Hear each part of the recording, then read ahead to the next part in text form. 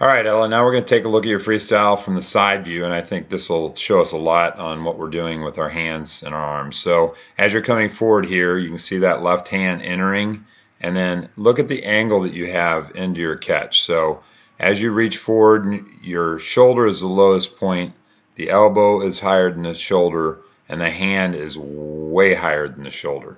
So when you go to catch water, this is putting a lot of pressure on your shoulder to be in this body position. Okay, what you want to do is have the shoulder be the high point, down to the elbow, down to the hand, so that it's you got that little bit of a bend at the elbow there, and the hands lower than the hand and wrist, lower than the elbow, and the elbow lower than the shoulder into your catch.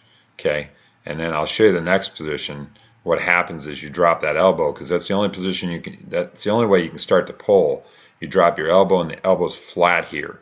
So typically, what we'll see on really good freestylers is, as they're at this position, they have their elbow here, but their forearm is already bent this direction. So they're already catching water and pulling themselves, or pulling the water back this way and pulling themselves straight forward. Okay, and you can see by where your forearm is right here, you're pressing the water straight down, and your energy is pushing straight up. Okay, so you're pushing against the water and pushing yourself up, which again creates force on the shoulder, and will create pain over the long run. And it's not an efficient way to pull. You're pulling up, not forward. Okay, and then as you see, you'll get into your pulling position here. So the first 6 inches of the catch has been proven to be the most beneficial part of the pull, and your first 6 inches is not really pulling you forward. So now you're in a good position, you're catching water, and you're pulling yourself forward at this point. But again, late in the pull, and then pressing down and through, and that looks good. Even on the right side, your fingertips are really high, and you have that same angle. So you're reaching here to the elbow, and then reaching up with the hand.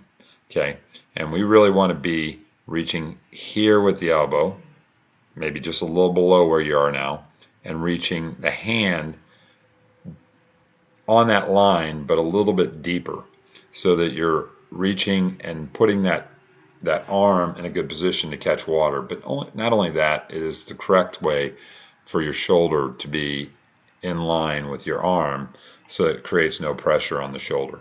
If you swim freestyle correctly, you mitigate any sort of shoulder pain or any of that stuff, because you're not in a position where you're actually putting pressure on the shoulder at all. And then as you go to pull, again, if I'm looking at where you should be in terms of your forearm, because you reach so high, you're on a flat line. At this point, your elbow should be on that line, but your forearm should be down this direction, with your hand actually being down that way. So this is the angle you want to have with the hand, that bend and that high elbow, as we call it. And you can see with that reaching up that you're doing, that arm is actually just very flat at that position. It's actually in the position that I first drew, and so it's late to that position because you're reaching up. And then as you catch water, you can still see air coming off, and you're still really not in the high elbow position. And then you get it right here, and you start catching water and pulling yourself forward. Okay, and then you can just see on the left side again the same thing. Not as much air on your left side as we saw in the front video. Doing a little better job with that, but again, the first 3 to 6 inches of that catch is the most important 3 to 6 inches, and you're really not in a position to be pulling yourself forward at that point. Again, with the right hand, gliding that hand across the surface and carrying that air bubble all the way through the pull. Okay, then when we come into the wall, I like a lot of things you do with your turn. Don't like the double breaths that saw in a couple of them. You're pulling over with the back of your hand, so you want to make sure that you turn your hands so they're not palm towards the surface of the water. You turn them over so that the palms are facing down, and then you pull toward your face. You got a lot more force in your hand from the palm than the back of the hand. So when you're pulling toward your face with the back of the hand, you're not going to have as much force in terms of pulling those hips over. Hips are going to come over a lot faster if you got your palms pulling yourself over the top. And then it could be a little tighter on that tuck, but then you set up really well for the push off.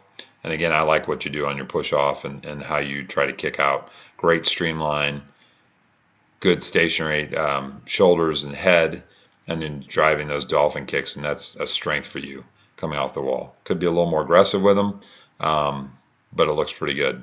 And then again here, you can just see the angle is reaching straight up.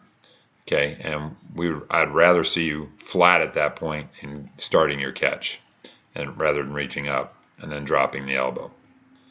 That's the big part of what we need to work on. And as I pointed out before, lower breath, one goggle in the water, having the hands underneath the body on your catch that we saw from the front view, and then starting your catch from a better position by getting those hands in the water and then gradually reaching forward at a downward angle instead of an up angle will help you get in a catch position better, and I think it'll help your shoulders over the long haul.